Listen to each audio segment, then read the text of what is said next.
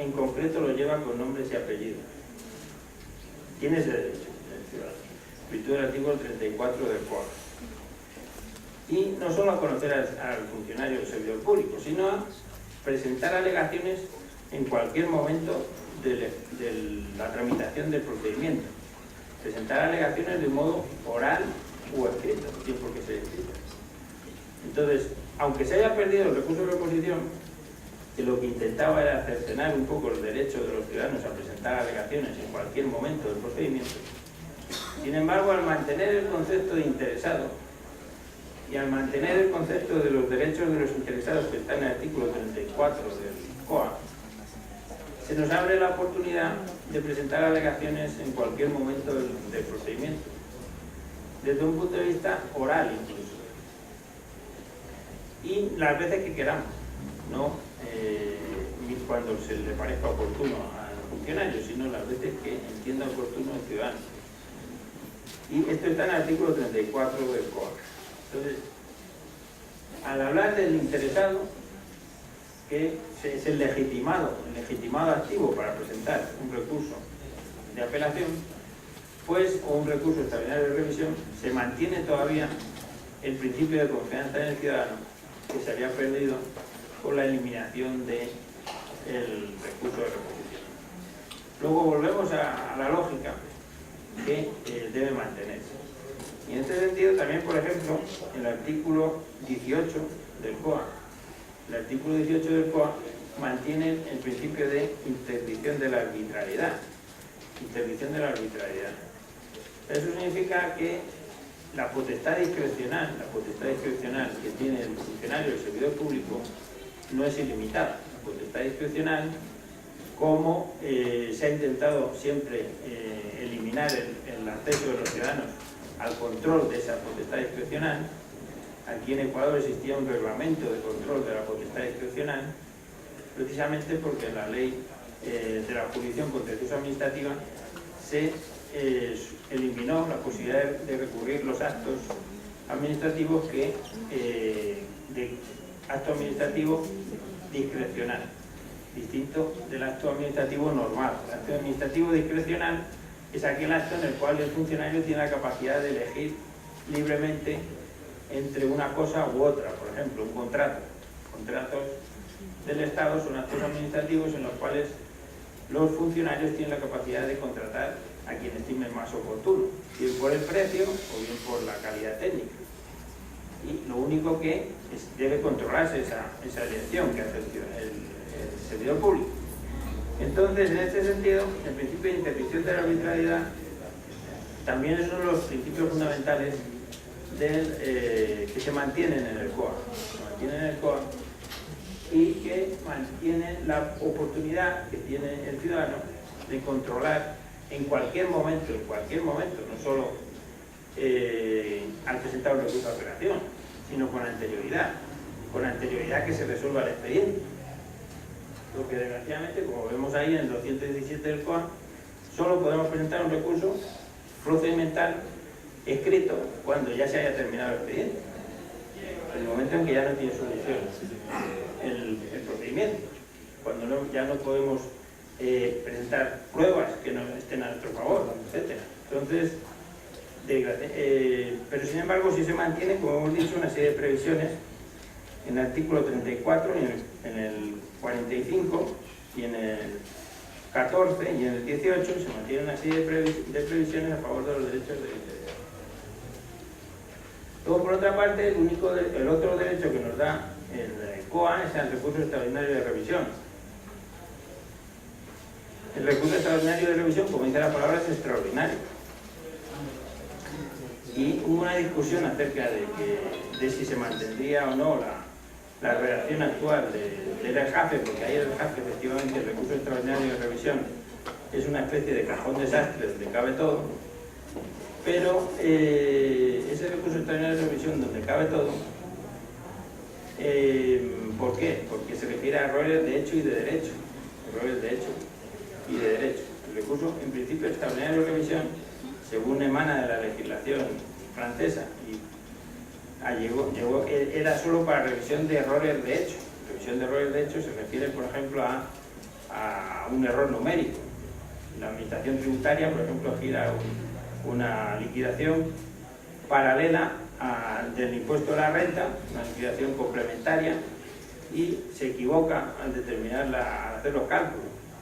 Al hacer los cálculos, pues eso corrige ese error mediante un recurso extraordinario de revisión. Esa es la lógica del recurso extraordinario de revisión. Pero no, aquí mantenemos todavía la lógica de que el recurso extraordinario de revisión va contra errores de derecho. Entonces, errores de derecho, cualquier cosa puede ser un error de derecho. Entonces, en ese sentido, está mal redactado también el COA, porque termina siendo un cajón desastre el recurso extraordinario de revisión. Y no termina siendo extraordinario sino ordinario, porque sabemos que cualquier abogado puede saber que la última instancia que le queda es el recurso extraordinario de revisión, que lo puede alegar en virtud de cualquier error de derecho. Y a cualquier abogado, por poco que sepa, le ocurrirá algún error de derecho. Entonces, efectivamente, se convierte en un recurso ordinario. Y la elección de la vía judicial impide la impugnación en la vía administrativa. Esto no solo está en el artículo 217 del COA, sino en el 300 del COGEP. El artículo 300 del COGEP es el que regula la jurisdicción contenciosa administrativa, establece que no, el mismo principio, que la elección de la vía judicial impide la impugnación en vía administrativa. No son compatibles los dos tipos de recursos. Y de hecho, si se hubiera planteado algún recurso de apelación, pues quedará automáticamente suspendido en el momento que se inicie la vía contenciosa administrativa. El error en la denominación del recurso por parte del recurrente no es obstáculo para la tramitación siempre que resulte indudable la voluntad de impugnar el acto administrativo.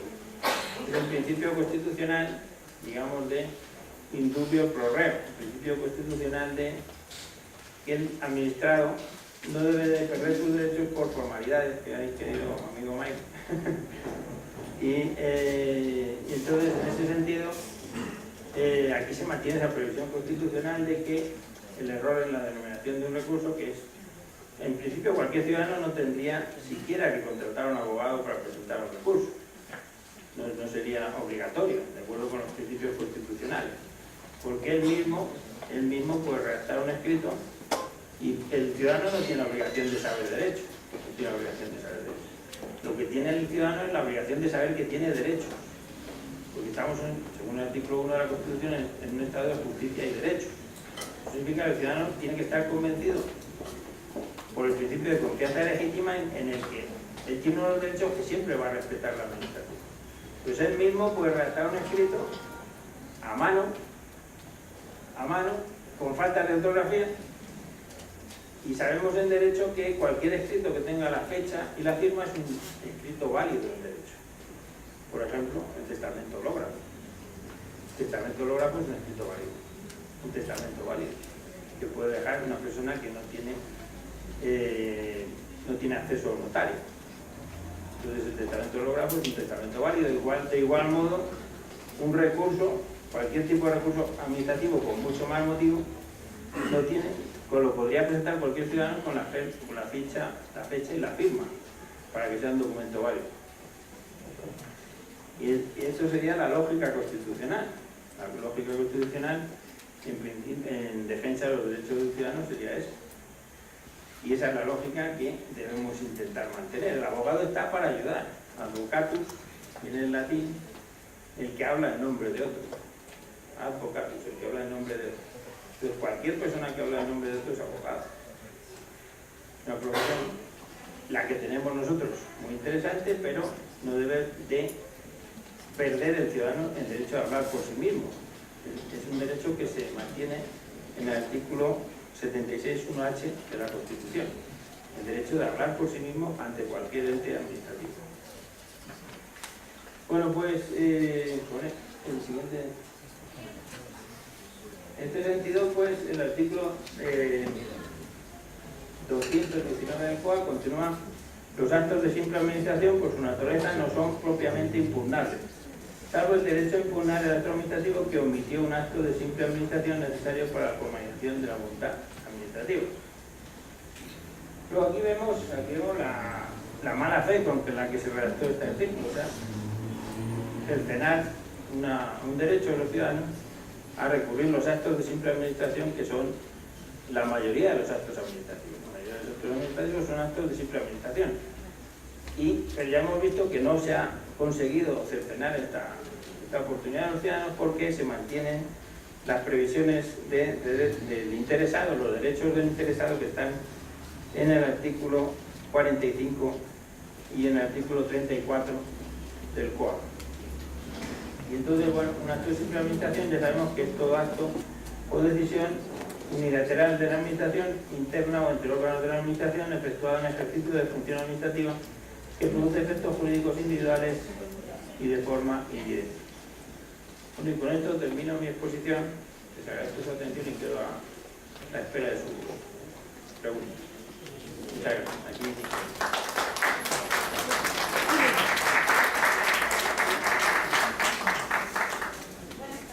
Buenas tardes. Respecto al artículo 34 del acceso del derecho público, concordancia sería con el artículo 18 de la Ley de Modernización y el artículo 66 de la Constitución.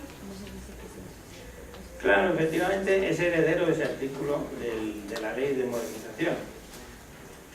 Pero lo mejora porque efectivamente se refiere más a la Constitución, al artículo 66 de la Constitución. Y al artículo 76 de la Constitución. O sea, ¿por qué? Porque efectivamente es la base de todos los derechos de los ciudadanos. En un Estado, por eso les pongo ahí unas fotografías o intento que se vean de la Asamblea Nacional Francesa. O sea, no debemos olvidar que el derecho administrativo, nuestro derecho administrativo, es el que emana de la Revolución Francesa. Entonces, ¿qué es lo que se trataba? Que se acabara el antiguo régimen y llegara el nuevo régimen. Un régimen en el cual se iban a tomar en consideración los derechos de los citoyens, de los ciudadanos. Entonces, en ese sentido, ese es el sentido, el derecho de los citoyens. Tengo entendido que, de acuerdo al artículo 34 del COA, parece que hay un poco de restricciones al acceso de la información de la comunicación pública. No, o sea, si leemos el artículo 34 literalmente, sería de verlo. ¿O sería de aplicar con el artículo 169 de la Constitución? Lo que pasa es que, claro, evidentemente el derecho de información es un derecho, por ejemplo, que tiene que estar restringido en algunos casos. ¿Por qué? Por ejemplo, hay información de defensa nacional. Información de defensa nacional que no todo el mundo debe tener. O sea, el tema del Guacho, por ejemplo. O sea, ahora estaban reunidos esta tarde la comisión del Ministerio del Interior en la Asamblea Nacional, y estaba el ministro y una serie de asambleístas y nadie más, que no puede pasar nadie más, porque eso es lógico. O sea, hay una serie de informaciones que no debe tener todo el mundo. Entonces, el derecho de información siempre tiene que estar, pero si leemos literalmente el artículo 34, el artículo 34 dice: acceso a los servicios públicos. Las personas tienen derecho a acceder a los servicios públicos, conocer en detalle los términos de su prestación y formular reclamaciones. Ahí está, formular reclamaciones sobre esa materia. Pues ahí está. No hemos perdido el recurso de reposición. En el fondo, porque se mantiene el artículo 34. Cualquier ciudadano puede presentar reclamaciones en cualquier momento, no una, sino todas las que quiera. Se considerarán servicios públicos aquellos cuya titularidad ha sido reservada al sector público, en la Constitución o una ley. Se consideran servicios públicos impropios aquellos cuya titularidad no ha sido reservada al sector público. Las administraciones públicas intervendrán en su regulación, control y de modo excepcional en su gestión. Bueno, ahí estamos a la discusión de la ley de comunicación acerca de si la comunicación es un servicio público o no. Efectivamente, como usted sabe, esa ley ha sido reformada y ya no va a ser un servicio público la comunicación. La comunicación deja de ser un servicio público con la nueva revisión de la ley de comunicación. Entonces, en ese sentido ya no se restringe, por ejemplo, para los medios de comunicación el derecho a la libertad de expresión. Esa va a ser una reforma que se está tramitando. Entonces, pero en principio, que es lo que vamos en el día de hoy, el artículo 34, el ciudadano tiene derecho a formular reclamaciones sobre su materia objeto de reclamación. Luego ahí está el recurso de reposición, ahí se mantiene oculto el recurso de reposición que se haya perdido por esa parte. Y eso es lo que alguien más. Mike. Bueno, muchísimas gracias por estar acá. Y yo tenía una pregunta, ya que estamos hablando de los recursos. ¿Cuál fue el fin en sí de la eliminación del recurso de reposición como administrado para yo poder recurrir al mismo órgano que emitió este acto administrativo y yo no puedo determinar en esta instancia, en esta parte, pueda determinar el error de la administración pública? Claro, es un fin pues de recaudación tributaria básicamente. Es un fin de recaudación tributaria, porque ¿cuál es la administración que más sale perdiendo con los recursos de los ciudadanos? El SRI. El SRI es la administración que más sale perdiendo cada vez que un ciudadano presenta un recurso. Entonces, bueno, desgraciadamente, pues el SRI a veces influye demasiado en las leyes. Ahora, por ejemplo, tenemos la ley económica urgente, que no tiene más que ver los titulares. Va a haber una remisión de más de 2.000 millones de dólares. ¿Y por qué se le ocurre al SRI? Entonces el SRI en algunos momentos cercena derechos de los ciudadanos y en otros momentos perdona indiscriminadamente.